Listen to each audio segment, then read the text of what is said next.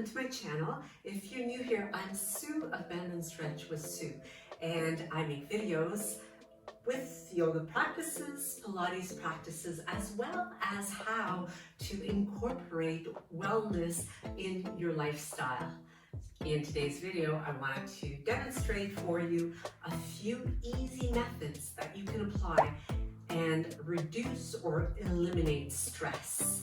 So let's get started. Now, as a yoga teacher, one of the things that we talk about is how your yoga poses, the breathing techniques all impact your overall health, your body, as well as your nervous system, which is such a crucial part of your body. Now, it's divided, to simplify, into major groups. It has the sympathetic nervous system and the parasympathetic nervous system. Now, the first one, the sympathetic nervous system, is what we also know as the fight or flight response. And this is what your body does as it is getting ready to take on stress. So the pupils will dilate, the heart will start pumping, you may even break into a little bit of a cold sweat as you prepare to face this stressful event. Now, at one time, that stressful event may have been being chased down by a tiger, and today it could be as simple as being stuck in traffic, feeling helpless in doing anything about it. The other system, the parasympathetic nervous system, also known as the rest and digest, is one where we move to a more relaxed state. And this is really important to have a balance of both of these systems within our body. Both have their place. However, being in fight or flight for too long, too often, will really have a serious impact on your adrenals as well as your overall health and body function. Now, being in rest and digest is totally within our control, even though we may find sometimes that it feels impossible to move to that place all on our own. So these tips will help you to do that. So how do we stimulate the parasympathetic nervous system in order to obtain more calm and more peace in our lives? Well, the vagus nerve is the primary nerve that has a huge impact on our state and helping us to move into the rest and digest.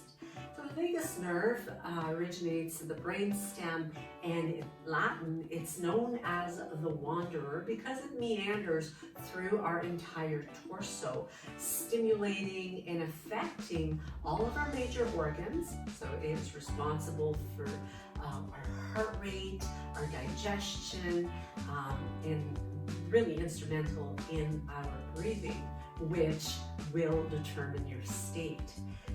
In order to stimulate this nerve to have this positive effect on our body, our physical body, as well as our mental health, it is key to take into consideration some of these tips that you may already be applying in your day-to-day life. And if you stick with me, I'm going to actually demonstrate some easy ones that you can do that will only take a few moments and really help you to move a little quicker into that rest and digest state. Now, some of the everyday things you may already be doing is exercising, particularly going out for a beautiful walk in nature, spending time in nature, perhaps you employ meditation already. You may have a pet that you spend time playing with. Playing with children can be really useful as well. And even your yoga practice, or just repetitive prayer, repetitive word that you focus on, such as a meditation. So these are some simple tools and techniques that you can use day to day that will help you to manage your stress levels and to be more calm and more peaceful. Now, some of these tricks that I have for you today are very simple. You can do them sitting on the floor, cross-legged, maybe with your back resting up against a piece of furniture or against the wall, or you could even be sitting in a chair as you employ these first two techniques. Now the first technique we'll be doing on both sides, right and left, is with a very tall posture, but yet a very comfortable posture, bringing your body into alignment. You're going to simply tip your head, your right ear toward the right shoulder, using your right hand and resting it lightly on the left side of the head. So right at the top of the head. And as you allow no pressure being pushed, so you're not pushing down, you're simply letting the weight of your hand create a really nice stretch.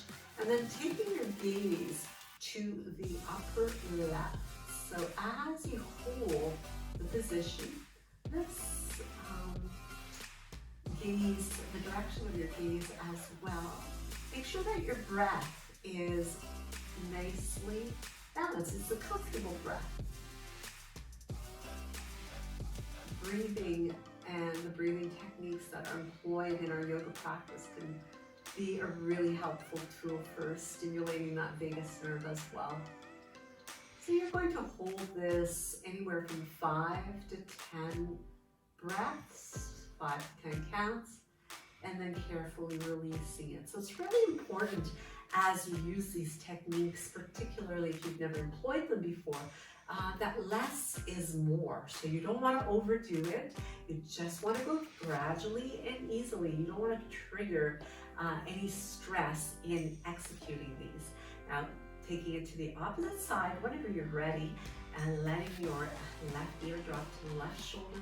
And again, you can take the left hand, placing it on the right side of the head, and allowing some nice heaviness just from the weight of your arm, your hand on the side of the head. So you're not pushing down, simply holding it. You're bringing your gaze to that upper right side. Again, keeping your breath very comfortable as you continue to hold. Start to release the sides of the neck and into the shoulder, which is the area that we hold a lot of stress. Breath soothes and helps you to move to that parasympathetic nervous system state. Now, as you release, once again, bringing the head back to the center. And taking a pause here as long as you like. You may find that that's quite effective and you don't need to go ahead and employ any of the other techniques. But if and when you are ready, we're going to take the left hand on the right rib cage. So you just want to kind of cup the rib cage here. You're going to create a lift in the rib cage as you drop the right ear to the right shoulder, taking the right hand once again to the left side of the head and bringing your gaze to that upper left, breathing smoothly here as you continue to hold. So remember, no pulling on the head, and you create a really nice C shape. So the letter C with your spine, with your torso, keeping the gaze up and to the left, and then gently releasing it. So 5 to 10 counts. Once you get more experienced with this, you may find that it's quite soothing to hold even longer. So bringing the right hand to the left rib cage, and as you tip the head, placing the hand on the right side of your head. So remaining tall while you're doing this. So you could be, as I mentioned earlier, sitting on a chair with your back up against the back of the chair, and that would give you plenty of support to make this really comfortable. And your gaze is up to the right.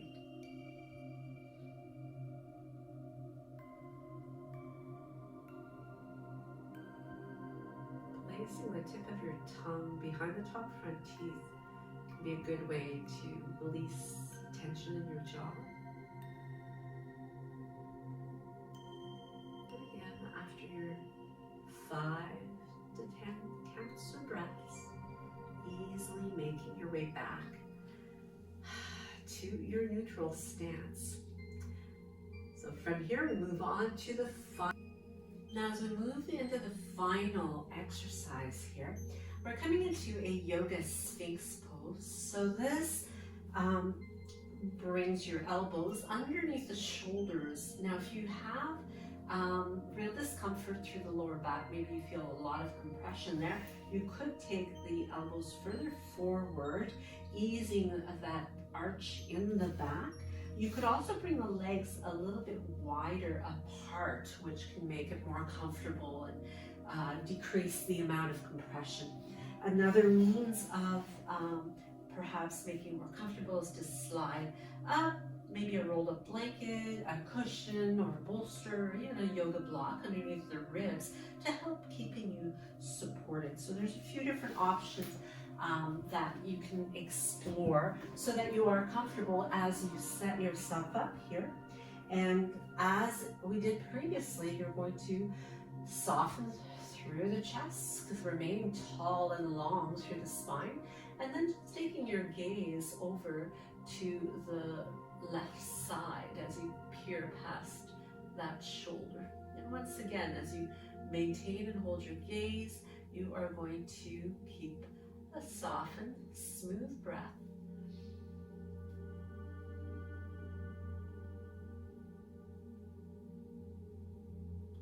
Holding once again for 5 to 10 breaths, 5 to 10 counts.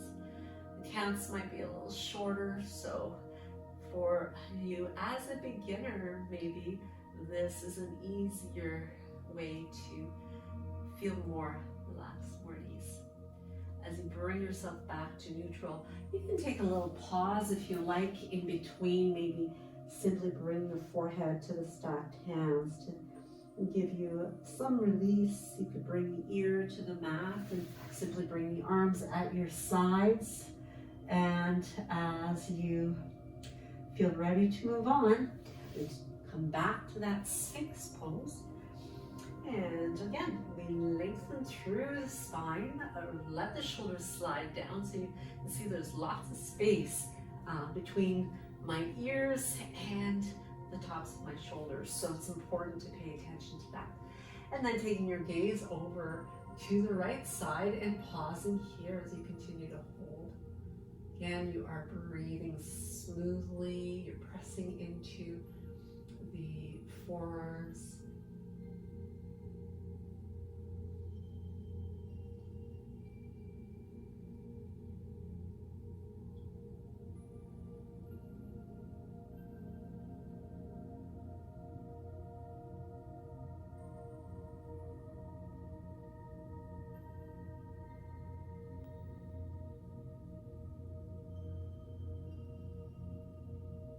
And then bringing it back to the center. And once again, giving yourself the opportunity to rest and come back to a neutral position through the body. If you're feeling like you'd like a little more release in the lower back, you can simply bring one knee at a time to the side in a half frog.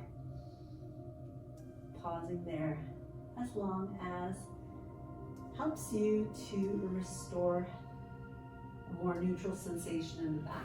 I really hope this was helpful for you. Let me know in the comments down below if it was, how you enjoyed it, and I'd love to hear your feedback. As well, don't forget to subscribe if you haven't already. I'd really appreciate it. And give me one of these if you liked it, and don't forget to hit that notification bell so you'll know when I upload some new content, and you can check me out in the next video. Namaste.